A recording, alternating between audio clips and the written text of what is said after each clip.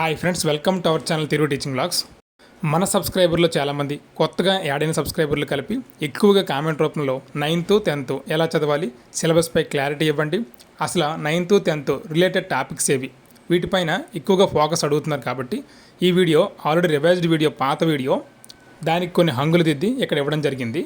ఎందుకంటే ఇప్పుడున్న పరిస్థితుల్లో ఎక్కువ మందికి 9th 10th రిలేటెడ్ టాపిక్స్ కావాలి కాబట్టి, అవి చదవాలి కాబట్టి వాటి మీద అవగాహన వస్తుందని ఈ వీడియో తయారు చేయడం జరిగింది.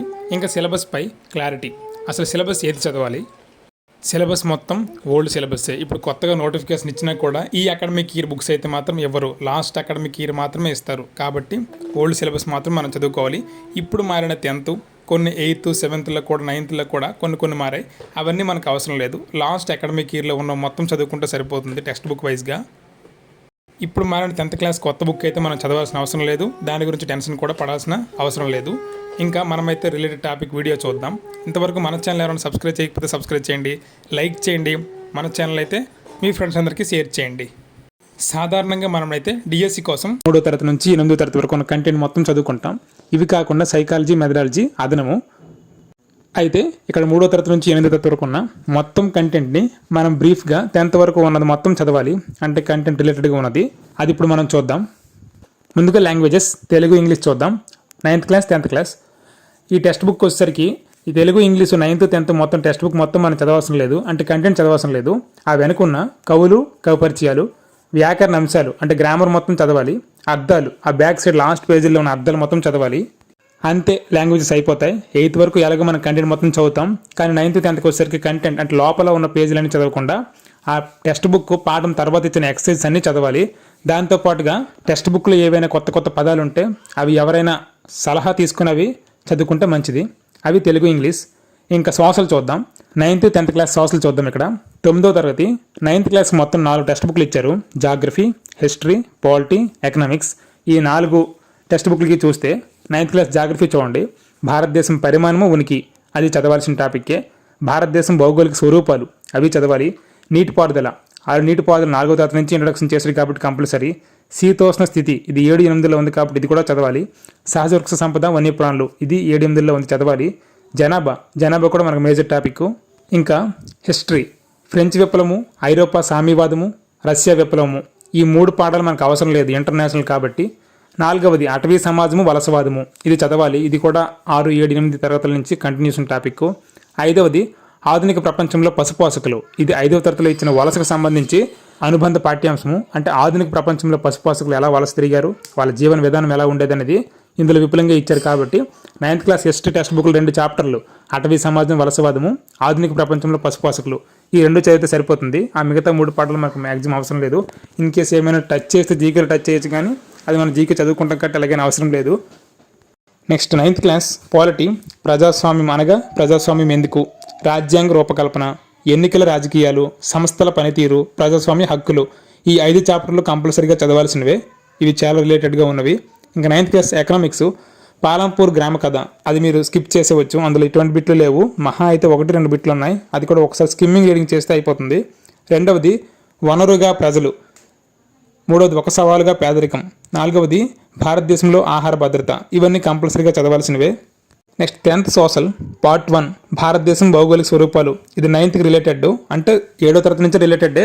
9thలో చదివితే మ్యాక్సిమం ఇందులో 90% అయిపోతుంది.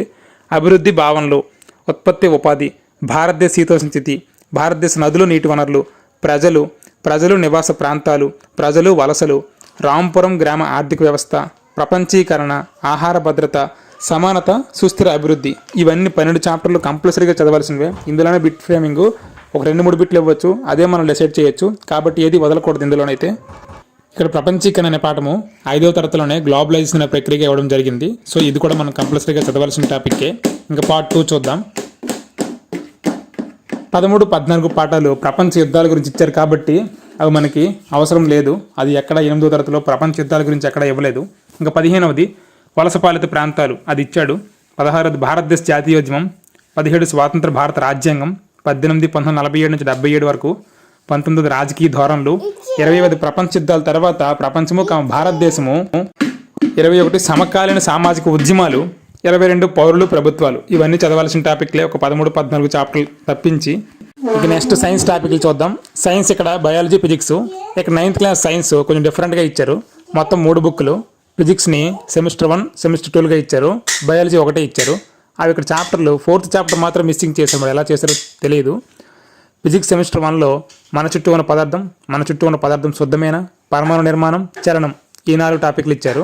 బయాలజీలో జీవుల మౌలిక ప్రమాణం, కణజాలాలు, ఆహార వనరుల్లో అభివృద్ధి అవి ఇచ్చారు. 9th ఫిజిక్స్ సెమిస్టర్ 2లో బలం, గమన నియమాలు, గురుత్వాకర్షణ, పని మరియు శక్తి, ధ్వని ఈ పాటలు ఇవ్వడం జరిగింది.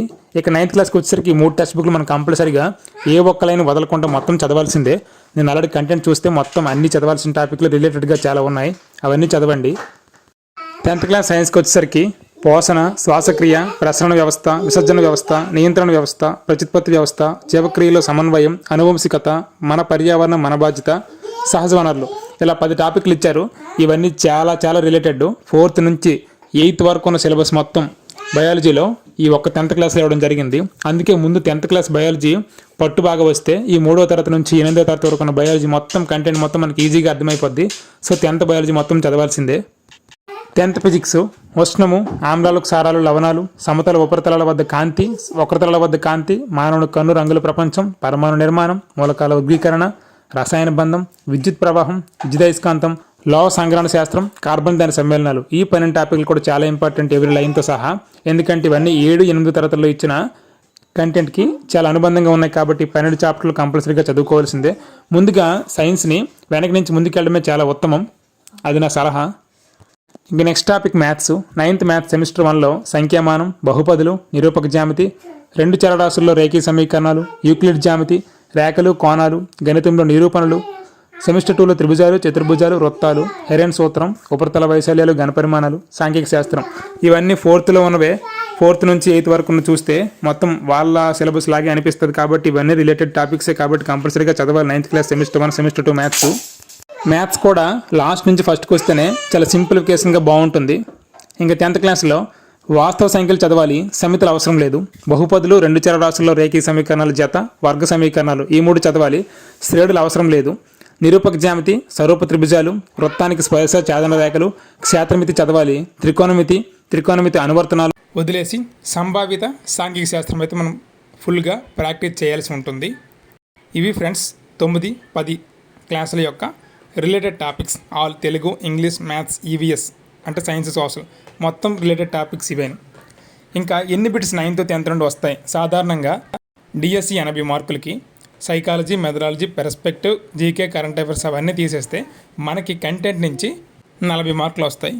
అంటే 80 బిట్లు. ఈ 80 బిట్లలో దాదాపుగా 10% అంటే 8 బిట్లు లేదా 20% 16 బిట్లు. ఈ 10 నుంచి 20% అంటే 8 నుంచి 16 బిట్ల మధ్యలోనే వచ్చే ఛాన్స్ ఎక్కువ ఉంటుంది. అంతకు మించి ఎక్కువైతే ఇచ్చే ఛాన్స్ ఉండదు. సాధారణంగా ఎక్కువగా మ్యాథ్స్, సైన్స్, సోషల్నే ఈ 9th, 10th నుంచి ఎక్కువగా ఇవ్వడం జరుగుతుంది. తెలుగు, ఇంగ్లీష్ నుండి మాత్రం ఎక్కువగా 8th వరకే కవర్ చేసి దాదాపు 5 నుంచి 10% మాత్రమే ఈ 9th, 10th అయితే రిలేటెడ్గా ఉన్నవి ఇవ్వడం జరుగుతుంది. ఇవి ఫ్రెండ్స్ ఈరోజు విషయాలు. ఈ వీడియో మీకు నచ్చినట్లయితే మన ఛానల్ సబ్స్క్రైబ్ చేయండి, లైక్ చేయండి, మీ ఫ్రెండ్స్ అందరికీ షేర్ చేయండి. Thank you for watching. Stay tune for next video. Thank you one and all.